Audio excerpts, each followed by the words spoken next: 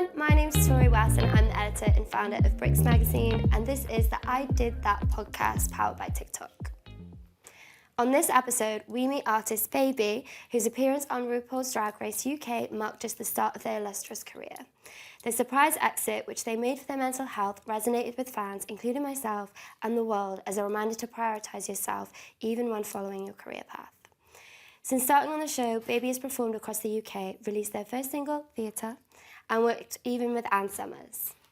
Should we crack on? Let's do it. Hi, thank you for having me. I'm so happy to have you on because we've met very briefly at a press breakfast and had a nice chat, but I've been looking to work with you at some capacity since meeting you. So, oh no, yeah, that's so sweet. So I'm really excited. Thank you so much for coming on. Thank you. I guess my first question for you is, I really want to start from like the very beginning. And as an artist, what really inspired you to first get into drag? You know what it was? I remember because I had my, I was in Brighton, I was at university getting my degree in music. And obviously I was broke because I had a degree in music. And then there was a lip sync competition and I thought like, oh, I can dance and stuff. Like I'll go choreograph a routine. Won it, and then like my first paid gig was like opening for Alyssa Edwards from like season 5 of US Drag Race. And I was like, okay, I think I'm kind of good at this and I kind of want to take it seriously and kind of see what happens. And then like 5 years later, hi. So yeah, it's all like very organic, but yeah, like fell into it. It's almost a happy, almost accident. Yeah, in a sense. yeah, because I never really like wanted to be a drag queen. I was all kind of just like, oh, like I watched Drag Race and that, but I was just like, oh, like I don't really know if it's for me. But then like slowly over time, it was like, oh, like, I'm gonna get a wig now. I'm gonna get some heels now. Let me try the corset. Okay, nude tights. How do you do that? And just like learning so many skills, and it kind of gave me access to my queerness I didn't really have before. It was like nice, like I feel like I was at uni with lots of straight guys. Because we're all like a music uni, like everyone plays like rock music and whatever. I didn't really have many queer friends. So when I got into the space and like all of a sudden I was hanging around with trans people and being involved in that community a lot more, and I was like, oh God, like I feel so seen here. This is the first time I've been like praised for being the most feminine version of myself. I like this, how do we bottle this? How do we do more of this? So that kind of took me into that, and I'm, yeah, so grateful. So grateful I got to do that. I love that. That's such a lovely journey. I feel like this is why it's so important, especially when you're young or maybe not quite sure maybe what you want to do, to always just try new things. If you have the confidence and to try, and it's accessible for you to try and do it, you should try as many things as possible because you never know what that thing that you fall in love with could actually be. Well, that's what I mean, yeah. I'm so lucky, yeah. So lucky. I also see everything, not to insert myself, I keep doing this throughout these podcast episodes. It's like, I like you can do it. Screaming. I feel like even just on that conversation of like trying new things, I feel like there's so many barriers to be able to do that though, like whether it's like geographical limitations, like social, disability, anything, and also financial. And we were talking about this just now, but like we're often not, when you're from a low-income background, you're not often allowed the space to just try things or just figure things out or just try a million different things because it's not accessible to do that financially for you. How do you navigate that? Oh, okay, so I was like a wild 21-year-old bitch. No, it was like I wasn't paying my rent so I could buy a sewing machine because I really believed that drag was going to take off one day. And it's like you had to really invest and believe in yourself. And like, I do not encourage anyone to not pay their rent, but like that was the only option that I had. That was the only choice that I had. And it was like, well, I can, you know, work my bar job and like pay my rent and whatever, but I'm making minimum wage. I don't have any money for anything else other than paying my rent and maybe like going out a couple of times. Do you know what I mean? Like the resources weren't there. So it was just taking it on the chin. But even like my mum was always like that. Because when I was younger, like my mum was like, my son wants to dance, wants to sing, wants to act. That costs money. Let's pay for it. But we didn't have carpet in our fucking house. Do you know what I mean? So it was a trade-off. And it's one of the things where like, do I to recommend? Everyone does it? No, but like when you're really hungry for it, like sometimes you don't mind being broke for a year so that you can now like live your dreams and be a BRIT Magazine. So. But it's like no one talks about that and no one sees that. So I'm like really like honoured and thank you for like sharing that because it like I don't think enough people do, and say out loud, and so other people who are like, you know, young and don't come from backgrounds with financial freedom can be like, oh, I can do that. It's going to be hard. It's going to be harder than, you know, your average person, but it is possible. Like, and I get what you mean about, like, I know it's bad when you're saying I had to choose between buying a sewing machine or rent, but you needed that to be able to do your passion, to hopefully make things a bit better for your future. Exactly. And I've been in those positions, like, I didn't really realise it until I was able, which was such a privilege, to start therapy this year. Yes. Which I've always needed, but I was just really grateful to be able to afford that. As soon as I could afford it, I was like, I'm sending myself to therapy. And one of the things that I really realised was that I was like, wait, I was like homeless twice, like since I've lived in London, like sleep on people's sofas, not having a bedroom, like for months and months subletting, bumping around, having to put myself in storage. Just to fund what I was doing. No one sees that. People think I'm a rich bitch. Well, that's what I mean. People think like overnight it just magically just like manifested stuff. It's like, no, like this is years of work. Like, it takes time. Yeah, so much time. But you're here. I'm glad you bought that sewing machine. Thank you. When I won the sewing challenge with Dakota, I was like, it was worth it. It was worth it, girls. Oh my God. I love that. You previously described your style as like pretty, punk and black, which I love. Which we also got a flavour for that on TV. But where do you think your aesthetics originated from, and who are some of your style icons that have like paved the way for you? Right, so it was a weird mixture of things because I come from a very Caribbean family, and all my family in North London, like I had like the bad girls with the baby hairs. They were all my cousins. Do you mean that was my family? They roll up the skirt, go to school. So I saw black beauty, and I saw like that community represented throughout my entire life. But then also I grew up in the suburbs with my mum, and I was in like near like Essex and stuff. So then like I got into like rock music and stuff. I got into more like alternative cultures. It's like been like an amalgamation of every different part of my life has somehow like manifested into a fusion. Yeah, exactly. And especially when like you're 17, you see like FKA Twigs for the first time, you're like, oh my God, like who's that? Do you know what I mean? Like, I think everyone feels like that when they see FK Twigs for the first time. when I met her on Drag Race as well, I was just like, oh my God. Stunning. I was crying. I was in tears. No, like her and like, I'm trying to think. I think her. Recently, I've been really into like Cobra's aesthetic. I really like Ashniko's aesthetic. I like things that like have an air of like femininity, but still like a bit of like grit and depth to it. I think like old femme. Yeah, like I really love that. I feel like I like it. Like it's like soft, but it's dangerous. Oh, I love that. Yeah, that's like such a nice way to describe I it, really like that. actually. I really enjoy that because I feel like sometimes in drag can be quite like Barbie-ish and quite like pretty and quite grand. Obviously there is a space for that, but for me it's a bit like if there's so many people doing that already, then like what do I have to offer to the art form? What am I contributing? And if there aren't that many girls that are doing that, and I get to be like the black altsy one with like the grey dreads and like the promo for like Drag Race on BBC, then yeah, I'll go do that. Do you know what I mean? I also think as well, it's like in mainstream, like alt or, you know, indie or screamo and any of those like kind of musical genres. Black people listen to those music and they exist, but they're just not pushed out and they're not That's seen. what I mean. Then people like forget that like even I think like it was reserved to literally like white skinny people. Yeah, that's what I mean. Even like rock and roll and stuff was like made by black people, and even like you look at like Prodigy and stuff, like there's black people in the Prodigy. Like it's so like it's just interesting seeing the way that like people very conveniently forget the contributions that we have. So that's why I find it so important to kind of like be like, no, hey, like we are interested in stuff like this. Our interests go outside of like hip hop and R&B. Hip hop and R&B is amazing, but that's not all that I am. And like very actively fighting those stereotypes has been a big part of like why I do drag, I think. Yeah, love that. You're such a great talker. Thank I'm you. like, I forget that I'm like hosting. I'm like, come on. Honestly. So obviously we're all familiar with your drag career on the TV, but also you are a musician and you also have an extensive background in musical theatre and stage training as well. So also what I find really is you've also gone to BRIT School? Yeah, I did, yeah. And you obviously mentioned you studied in Brighton, but where did your love of musical theatre come from and how was your experience going to BRIT School? So for me, it wasn't even necessarily about musical theatre. I think it was more about the training. Because like when you're doing musical theatre, that is singing, dancing, acting. You're doing like reading sheet music, choral singing, like acting for screen, acting for stage. Like you learn so many different parts of an industry. So I thought I'd rather go and study that. And then when I'm on set for stuff doing drag bits, it's not unfamiliar to me because it's already part of my world. Do you know what I mean?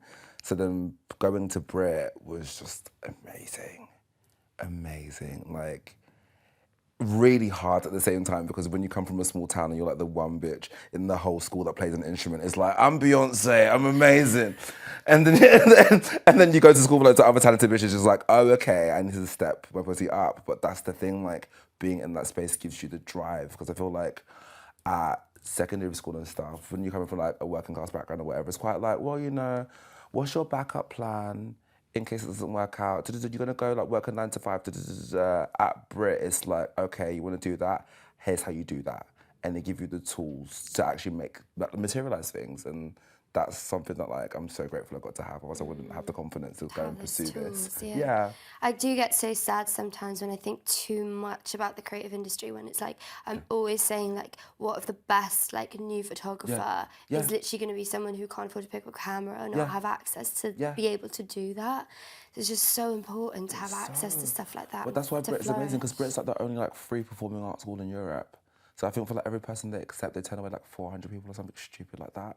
Like, that's why I'm so good. Yeah, because I couldn't afford it. Do you get what I mean? Like, if we didn't go BRIT, like, we need more of that in other places, not just in BRIT School. Yeah, for sure. Also, I'd say for a lot of young queer kids, especially those who are black and brown, like, that are maybe leaning more into their femininity and playing around with gender, can be so scary and such a daunting thing to do. How have you found it being queer and black growing up in Ilford? It was just so like constricting, and I think that's where like my kind of like rebellious kind of nature comes from just being told for so long that I can't do certain things. I remember even when like me and my sister, my big sister's like 3 years older than me, and we were like playing dress up, like had like the Action Man costume and a Barbie dress, and it was like, oh my god, like we should swap. And we walked up to my uncle, like, look, we swapped our outfits, and he was so just like, take that dress off now, and it was such like a, you're not supposed to do that, how dare you even consider that? And I had to spend a lot of time reprogramming my brain and just kind of distancing myself from that culture. And it's so weird, because obviously in Ilford, it's a predominantly white area, and like everyone in the area knows us. I'm the only gay and black one in like a 5-mile radius. It was a lot, but I think, I don't know, I want to say like it kind of helped me grow into the person that I am. So even though like it was super traumatic, at the backside of it, like now because I understand that trauma, I'm a really nice person. So like, people say that all the time. They always say that, you know, their trauma, they're sometimes almost grateful for it, even if they didn't deserve it. It informs everything so much, because you go, okay, that feels really horrible. I would never want to make anybody else feel like that. So then you learn that compassion. It's like the kids who are bullied at school are always the like most creative and successful. Right. So true. One person that isn't like super successful, like in the public eye, that hasn't been bullied at school. Honestly, I'm yet to meet one. But that's it though. All of us, everybody. Yeah, it's true. What else? Let me go through my next question. I sped ahead and now I'm like, where am I? Okay, I'm going to go into, so you left Drag Race for your mental health. Yes. And honestly, that was phenomenal. As someone that has, like, I'm diagnosed with severe anxiety. And it was the first time on TV I like cried when I watched you do that, because sorry, I'm not crying. I'm such a crier. No, because I'm a crier as well. I'm not crying because I'll ruin my eyeliner. But honestly, like, it's so important, I think, for so many people, including myself, to see someone actually go, do you know what? This is too much for me. I have anxiety. I can't deal with this, and put in their mental health first. And I just wondered what that experience was like for you, because I don't know, I speak to a lot of queens and they're like gasping to go on Drag Race. It must have been such a hard decision to like turn back on. I'm just wondering how you felt about that. It was a hard decision, but like for me, it felt like the only realistic choice to make. Is like, if I'm here, I know that I'm good at my job. I know that I'm talented. But if I'm having panic attacks all the time and I'm not capable of doing my job and I'm getting critiques like, you seem a bit nervous. Yeah, I am. I have anxiety. I'm always nervous. I literally have anxiety. So that it was hard, but I felt so relieved afterwards. Like, it was just one of those environments where, like, it's not for me. And I think, again, like, I have maybe a delusional amount of, like, belief in myself that I would be okay if I did that. I was still gonna get booked for the Sam Smith's music video. I was still gonna get Ann Summers campaign. I was still gonna get all these things regardless of whether that happened or not. So I'm glad that I was there and I got to show my talent, because some girls don't. You know, like, you think about some girls that get eliminated early, they might have done like amazing at Snatch Game, but we'll never know. So all my skills got shown. So I was like, is this hard? Do I wish I could be the top 4? Of course. But I'll be right, and I am. Yeah, I think you're just a brilliant example of it's so hard to do, and people think that they can't put themselves first. And I think you're such a brilliant Because example. you only have yourself. You're left with yourself. Like, for me, it was such a realization of, actually, every episode someone's going home anyway. At that moment in time, it did not really matter if I was there or not to anybody else other than me. Then if I'm feeling conflicted within myself, like, it's fine. Obviously, some of the fans are like, I'm gutted you left, but like, I wasn't. Like, I wasn't. Do you know what I mean? Like, I wasn't gutted, but I'm still here. Yeah. It's okay. It's my show. It's been an hour. No, but honestly, I think that was really brilliant, and well done for doing that. It must have been really hard, but at the same time, definitely, a great decision for you to do. So well done. And also, you did have great times on there as well. Yeah. So you could share if you had some of your favourite moments. To watch, I think my meltdown after Girl Group Challenge was the funniest thing I've seen. It was so, I'm so dramatic. And like, I think that whole episode, it was just really affirming to me, because obviously I've tried to do music in the past and whatever, but like I felt like I was a bit too queer and like I couldn't probably express that, and there's so much like insecurities around it. And then doing that episode, even like the fans were just like, that was Baby's episode. And I remember going out, I must have been out in Central somewhere that same, like the Friday after the episode came out, and people being like, you're a fucking superstar. And I was like, oh, like, thanks. And then people being like, that's nice. I wish people would say that about me. Right. It was really nice. I've never had that before. Nice. Then people being like, oh, like, where's Baby's music? That verse is amazing. It's like, oh my God, my single's gonna be out soon. So like, seeing people be excited about it just made me feel like so much more confident about putting out stuff. So yeah, like that was my moment. And meeting FK Twigs as well, like yeah, sick. Yeah, I'd also love to meet FK Twigs. So nice. Whoever looks after FK Twigs. Please. Hi. We're all big fans. Call me. Like. So you've had such amazing moments since leaving the show, like modelling for Ann Summers, which is hot. Thanks. Appearing in music with Charlie XCX. Yes. Absolute slay. And Sam Smith. Yeah. What has the process been like for you in building your brand beyond your TV appearance as like a multi-hyphen creative and performer and being an artist? For me, it's just been about just taking every opportunity. I'm very like a Pisces. I kind of just go with the flow. I don't have any set plans or any like tangible goals. That might sound ridiculous, but I just don't. I just work really hard at everything that I do, and what's meant to come to me will. And I think because of that kind of approach to it, is not there's no pressure in it. I think people kind of feel like at ease around it, and that's what I really like. Like, even when I do like some like big campaigns for stuff, they mentioned like my management being like, Baby was so professional on set, we really loved her vibe on set. And for me, like, I'd rather be someone that people want to work with again. And if some really cool stuff, if it comes, it normally does, but I think that kind of relaxed attitude has just helped me do all this really cool stuff. Because I'm just like, hey, I'm here to do a job. You're paying me a lot of money. I remember working my restaurant job for like minimum wage. Thank you for paying my rent.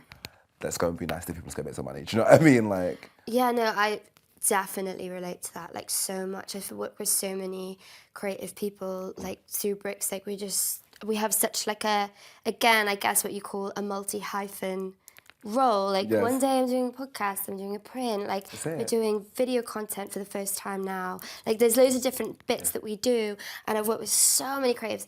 But the ones I always book again are the ones that are kind and how I see they are, not just with me. Sometimes people will see me as like, I don't believe in hierarchies, but people will see me as the editor, founder, put me in this hierarchy bracket. But I want to see how you're treating the intern. I want to see how you're treating my assistant. I want to know what you're doing, how are you speaking to the makeup artist. And those decisions, I don't care how many followers you are, how talented you may be, how stunning you are in a dress. I don't care. Important. It's how you treat the people I choose to work with on set. It's so important. Even when I was doing Drag Race, like, I made sure I learnt the names of the majority of the crew in that. You're people that I'm seeing every day. The least I could do is learn your fucking name. Do you know what I mean? Like, for me, just that basic respect, and that is just such an important thing. Yeah, absolutely. And I think it's often one of those things that I've forgotten because I think especially in fashion and music, it's very elitist, it's like cool, it's like very... Exclusive, it's cool to be Devil Wears Prada. And they think it's like that very ab-fab vibes and think it's fun. But it's like, no, there's a reason why statistically, like the fashion industry, music is like really awful for your mental well-being is because we're not communicating with each other, working nicely with each other. We're briefly interrupting this podcast to tell you about the new features on TickTock so you can level up your creative career and do it with TickTock. TickTock Live is the place for the real-time fun, expression and creativity. We love going live at BRIT and that's why the podcast is going out on TickTock Live first. You might know about the live feature on TickTock already, but did you know that your content can also bring you money in too, whether it's for you or for a good cause? Virtual live gifts from your fans mean that you can collect diamonds, who doesn't love diamonds, which can turn into real money. Some small print live gifts is for users aged 18 and older. Remember to follow the community guidelines and gifting terms and conditions. Here's how you can use live gifts. Open up TickTock and go to your live camera. First tap the settings. Next you'll click the live gifts toggle. After you go live and receive gifts to your profile, click on your settings again and go to your balance. From there, you can withdraw your rewards to your bank or PayPal account. You must acquire 2,000 diamonds before asking TickTock to pay your rewards. To find out more, visit the creative portal at www.ticktock.com/creators. And now back to the podcast. I don't know if there's any tips, I know you've said a little bit there, but like tips that people can do to check themselves on set, to be kind. I think... like learning people's names, I think is exactly what you said. I think it's just and pronouns, asking people's pronouns is such a big one. We put it on the call sheets. And I was saw shocked that that we put it on the call sheets.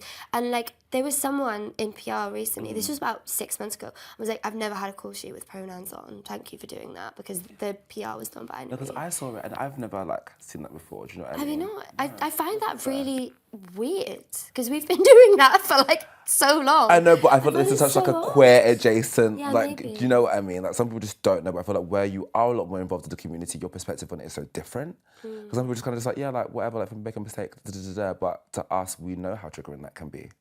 So there's a lot more care taken. And like, I think it's a bit it's like the little things of taking care of everyone on set. Like I think often when I do production as well, I'm literally the annoying person being like, have you got water? Have you got a glass of water? Yeah. It's so annoying. But it's like kind of going that extra mile to just like, we're not just here for jobs, like we need to like look after each other too, you know? I just think looking after each other and just like creating that network, but not in like a, you do this and you're this person, so I'm going to talk to you. It's like, no, like I work with people that are my friends. I work with people that I genuinely get along with, people that actually care about what's going on, do you know what I mean? And you only get that through giving that care out to people. And if it's reciprocated, cool, but if not, then that's not an issue. But we know we can go through it on the same page. Yeah, no, absolutely. I picked up on something that you said earlier.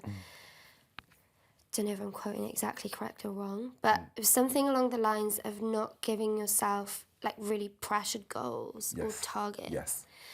And one of my questions in here is, what's your career goal? But I like that you said that because we've just gone into the new year and this is the first year that I was like, you know what, I'm not going to do any New Year's resolutions because it just literally depresses me at the end of the year. If when you know you haven't sometimes I've done great, amazing. Yeah, but when you haven't, it seems like a can't, failure. Right. And it's like, but there's no such thing as failure. You can just be constantly growing at your own pace. Yeah, and you have such a nice energy that's like, as you say, like a calming pace, I think, of how you look at your career. I think we're to push. I need to do this by a certain time. I see my age as a timeline. That's why I struggle with Drag Race. But that's why I struggle with Drag Race. Because Drag Race is so like intense and so like, we have to do this. And you need to make sure that you're funny for this. And it needs to be top 4. And you need to. And I'm just like, right. It's like, what? Like, no, like, that's not how I work. So like, for me, in terms of like goals for the year and stuff, like obviously want to like be out on obviously building my brand and stuff, but like I don't know what that looks like for me. Like my idea of success is so different to somebody else's. So rather than like living up to somebody else's expectation, I could just like chill and just do my own thing. And it served me pretty well, to be honest. I'm doing all right. No, I absolutely agree, because I think it's just we're just in not to buzzword, but we're just in such a environment in the creative industry where we're just constantly having to have this like constant toxic positivity and production constantly, and I just don't think it really serves anyone, and we just end up just burning out. So I just think you have just such an amazing way of looking at your career path and not still speeding ahead, obviously, but like on your terms, and I think that's so important and so refreshing. And there was a question that was coming out of me from that, but we lost it. So I'm going to take out goals coming through, speeding at your pace. It was advice for someone else. I can't remember what the question was though. Advice for someone. It's gone. Nice. And you know, as journalists, we do forget our questions now and again. I feel like that sometimes. Maybe it'll come back to me. So this weekend just gone. I don't know if it was my first drag con that I went to. Is it your first drag con that you've been to? No, so I went to Drag World in 2019, but I didn't have a booth. Like I just performed like on the main stage and kind of kept it really cute. That sounds wild. Drag World sounds wild. No, it was actually Drag Con just now was so much better. Like, okay. Drag Con, I had my booth, and like I had like a set designer, and I had like lights and stuff, and it was really cool. Like I really, really enjoyed it. Like for a first one, I'm scared of even going to next year because I don't think it will top it. Well, because it was just such a nice experience. So good. Yeah, obviously like, I have like a lot of like trauma around Drag Race and stuff. Anyway, obviously with mental health stuff, like it was actually really healing being there and just like meeting all the fans. Like going back into that community, where everyone's such a fan of the show, and then being nice to you. Yeah, but I just felt seen because it wasn't even just like the fans of the show. It was like other Drag Race girls that would be like, hey, like we really loved you in your season, like you're amazing. And I was like, oh my god, like thank you. Like I thought you were gonna judge me. So the fact that like you guys are all being so sweet to me, and like I felt seen, and like and my stylist like pulled it out of the bag, so I was looking cunt like all weekend, and I was like, this is amazing. Like I loved it so much. So much. I'm so happy to hear that, because I can imagine like I would feel exactly the same if I'd been in any particular work scenario, had to leave for, you know, something that could be a taboo topic that people will inevitably have opinions about. And then having to step in that space is probably such an empowering thing to do, and being like, I'm here, I did it, it's fine. And then just to have all that love is like so healing. So I'm really happy that you had that experience. And one of the things I picked up on that we were chatting about just before we started filming was just how amazing it was to see so many like queer families and parents bringing their kids. Yes. I love that. Oh my God. I wish my parents would like bring me to queer stuff when I was a kid. Well, that's so maybe what I wouldn't have such though, a complex when I came out in my It's just showing like how much like as a society we've like changed, and like I guess like objective is it objective morality? No. No. I just chatted shit. That's not a thing. That's not an actual thing. But yeah. I'm trying to be really smart. What's the theory? I'm so intellectual. No, but it's like, things are changing and it's good, basically. Yeah, no, I absolutely agree. Like like on this topic of like kids getting involved in drag, I know there's been like a lot of like, especially in the US, absolutely. Like I went to the US to shoot Desmond's Amazing. Like do a photo shoot as a cover, was one of our first covers when I properly launched the publication. And that was amazing for me to just see, like, especially at the time in like Trump's America, to see these parents who are very, my kid's 11 and wants to do drag and like mix up and experiment with their gender identity and have that support is so amazing and so important. And I'm so glad to see that.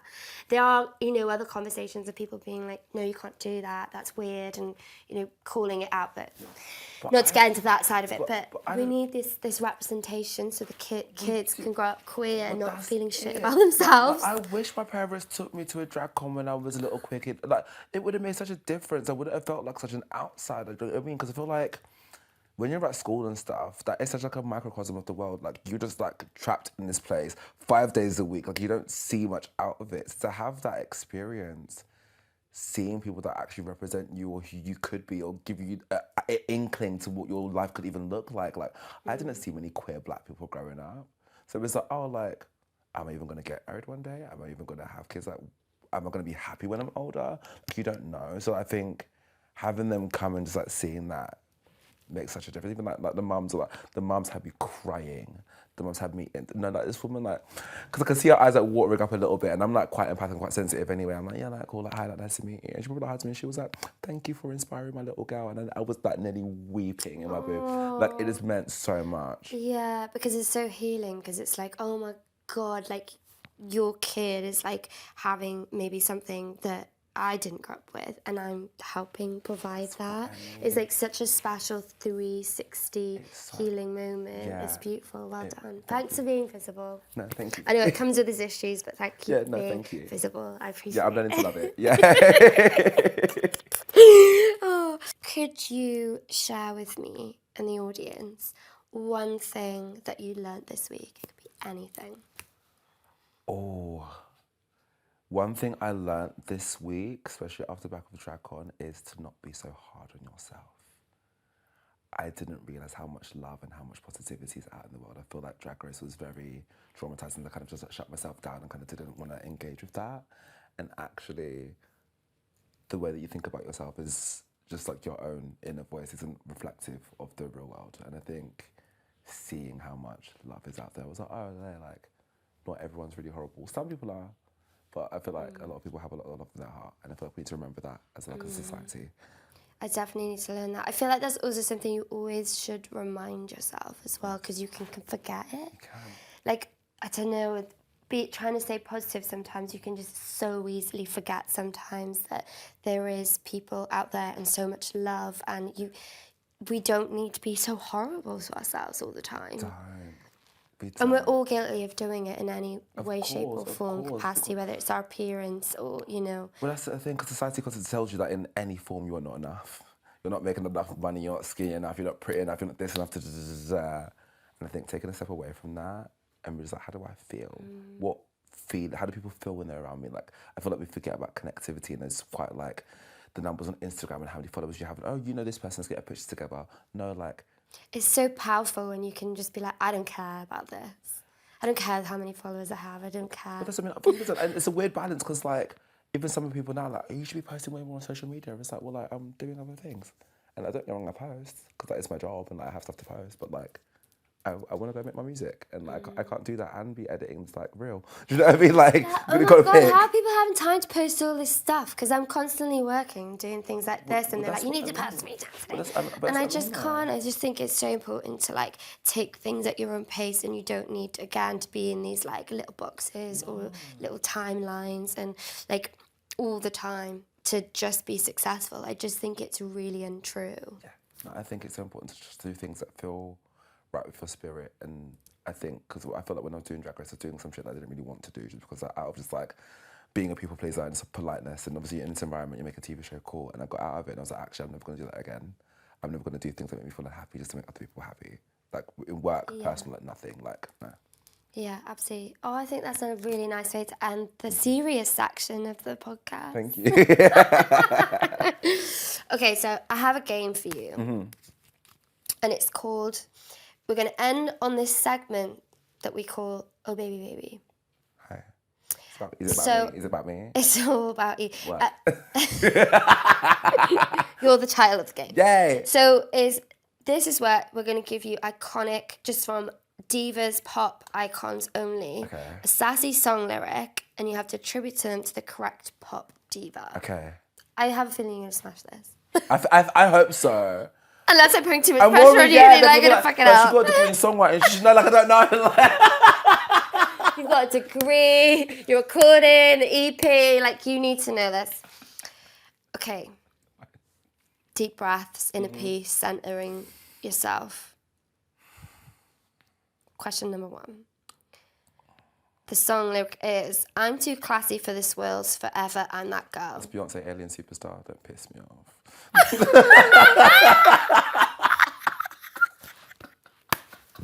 That'd be stupid. Who wrote these stupid questions? Stupid lyrics. Okay. One night, this is number 2. One night, we're going to come and crash the party. Weren't invited, we're feeling so outrageous, just like we're famous. That's Charlie XCX, is it? Yes! So good, Yay! Okay, I was nervous, I feel good now. 2. You got 2. Out of 2. Okay. Number 3. All up in the blog saying we met at the bar when I don't even know who you are. No, I know what it is. Who's that? Who's that? You sure? You don't want to guess? No, okay, say it again. Call a friend. All up in the blog saying we met at the bar when I don't even know who you are. I want to say that's Lizzo, but I don't know. It's Mariah Carey, and I have a feeling it's in the song. Why you so Oh sassy? God! Oh my God! I'm so silly. There's no song, but is it that? No, that makes. Oh, All yeah. up in the bar saying we met at the bar and I don't even know. Oh my God! I'm gonna get that it? cancelled. I'm gonna get cancelled so badly. Mariah.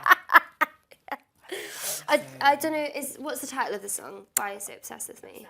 Obsessed. Oh no! I'm embarrassed that I got what it is. I got complacent. You got complacent. I did. I got carried away. Okay. Already been named today, actually. So, Yeah. I get what I desire. It's my empire, and yes, I call the shots. I am the. Nicki Minaj, a moment for life. Yes, I was gay when I was 15. Yes. I was still gay then. Yes, I was still gay back then in 2010. Yes. Featuring Drake. Okay, you've got 3 of 4. Okay. Put it back. Number 5. I sucked the cunt and I promise, bitch, I'm not the one, you're not on it. That's from me. That is Theatre by Hey Baby, available on all streaming platforms. Thank you for the plug. Thank you. Smashed it out of the park. So you've got 4 out of 5, but I'm really sorry about Mariah. Yeah, I feel like sabotage a little bit, but I forgive you. It's fine. Maybe it's the way I said it. It's because I wasn't singing. There wasn't a cadence, I think. Yeah. The tonal delivery. It was actually my fault because I did the tone entirely wrong. I also think I sang it wrong when I told you what it was, but who knows? Who knows? I forgive you.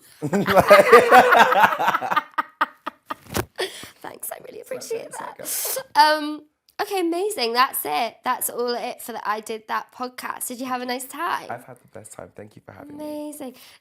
Where I'd love for you to plug where everyone can find you, follow you if they don't already, and also how they can support you. Awesome. So if you go on Instagram, it's bby.ldn, TikTok, bby.ldn, Twitter, bby_LDN. You can't use full stops on Twitter for some reason.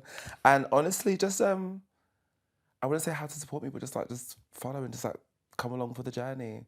I think there's so many interesting things happening, and I think I just want people just to see what's going on. Just hang out. And stream theatre. And stream theatre. You have to stream theatre. Hey baby, theatre, stream it. Give the numbers, baby, please. Buy another sewing machine. Oh, thank you so much for coming on. I had the nicest chat. I forget we were being filmed. No, but I know we're being filmed. I'm so happy. I can barely walk in my little heels. They're so cute though. I like them. Thank you for listening to the Bricks I Did That podcast powered by TickTock. Don't forget to follow the Bricks Learner platform to get 50+ creative opportunities to your inbox every Wednesday. It's free for 30 days or as little as £2.50 a month on our low income version. Thanks so much again, and don't forget to follow us on TikTok at Bricks Magazine. See you later.